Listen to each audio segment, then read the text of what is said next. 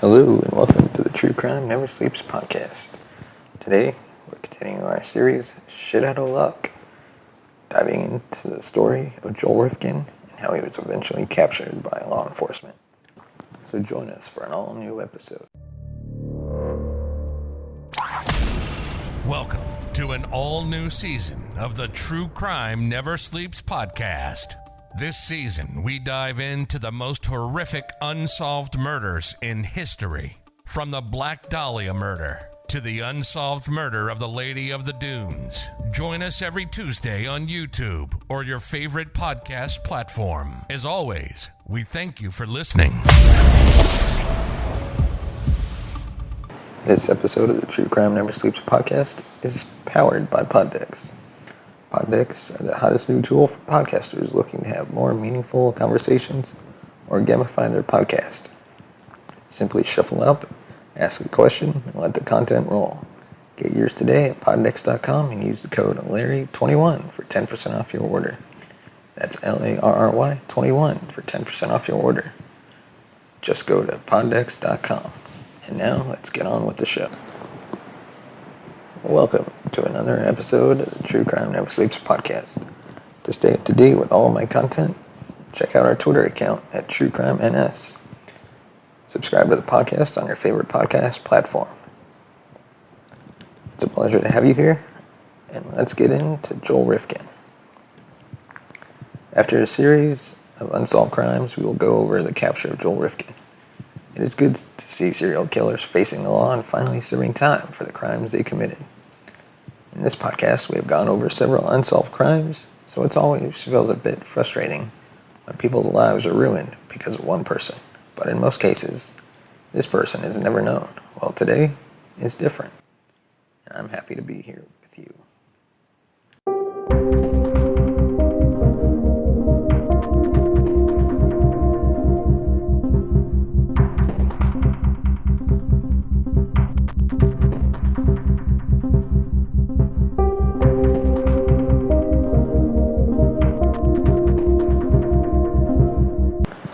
Joel David Rifkin was born on January 20th, 1959. He's an American serial killer who was sentenced to 203 years in prison for the murders of 9 women between 1989 and 1993. 9 to say the least, because he is believed to have killed up to 17 victims total. His birth parents were both young college students, his biological father an Army veteran. On February 14th, 1959, when he was 3 weeks old, Rifkin was adopted by an upper-middle-class couple living on Long Island. Just here we can begin to see trends of a serial killer. Young age traumas. Even though he was really young, those big life moves play a serious role in a person's life, if not well dealt with. And that doesn't stop there. Joel performed poorly in school due to learning disabilities and was unpopular with classmates due to his poor social skills. He graduated from East Meadow High School in 1977, then attended classes at NASA Community College, the State University of New York at Brockport, and the State University of New York at Farmingdale, New York. But he quit a few semesters before earning a degree. After leaving college, Joel tried the entrepreneurial life and became a landscaping business owner. Things would get even worse in Joel's life when on February 20th, 1987, his father Bernard died by suicide, overdosing after suffering from prostate cancer for several months. And on August 22nd, 1987, Rifkin was arrested during a sex worker sting in Hempstead, New York, after offering an undercover female police officer money for sex. Things would go south very quickly after that.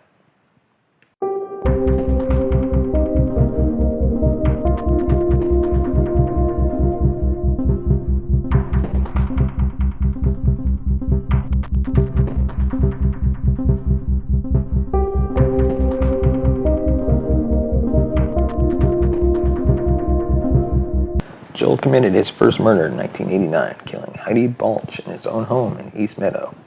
He then dismembered her body, removing her teeth and fingertips, putting her head in a paint can, which he left in the woods on a golf course in Hopewell, New Jersey, disposing of her legs farther north in and dumping her remaining torso and arms into the East River around New York City. On March 5th, 1989, Balch's severed head was discovered on the 7th hole of the golf course. On April 8th, 1989, her legs were found in Pequannock Creek near Jefferson Township, New Jersey. Her remains were not identified until 2013. Over the next 4 years, it is presumed Joel killed 16 more women. After his arrest in 1993, he was implicated in Balch's murder. In 2013, investigators determined that Balch and the woman he described as his first victim were the same person. On June 24th, 1993, Joel picked up Tiffany Bresciani, a sex worker who was working on Allen Street in Manhattan. Tiffany was with her boyfriend, punk rock musician Dave Rubenstein, at the time, and told Rubenstein that she would return in 20 minutes. After she failed to return, Rubenstein called police with a description of the 1984 Mazda pickup truck driven by Joel. It was then that the police were getting very close to capturing him.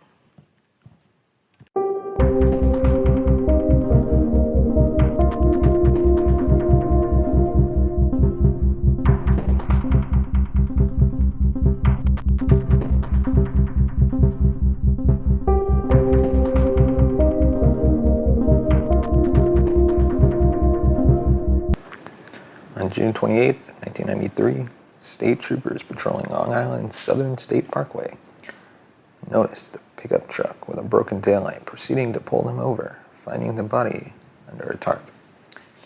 Joel Rifkin was found guilty of 9 counts of second-degree murders in 1994 and sentenced to 203 years up to life in prison.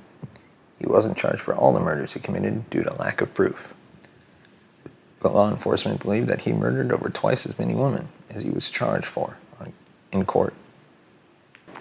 And that is all we have for this episode of the Shit Out of Luck on the True Crime Never Sleeps podcast. Let us know your thoughts on this killer. Did you know anything about him before listening to this episode? Actually, for me, I didn't really know much about him until I started doing research on him. Let us know your thoughts on this episode. Send us a tweet at TrueCrimeNS. Or find us on Facebook, True Crime Never Sleeps, or on Instagram at True Crime Never Sleeps Podcast. Thanks, and we'll see you next time.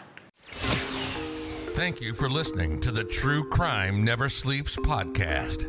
Follow us on Twitter at TrueCrimeNS. Like us on Facebook at True Crime Never Sleeps. Send us a voice message at anchor.fm/truecrimeneversleeps/message. Tune in next week for an all-new episode.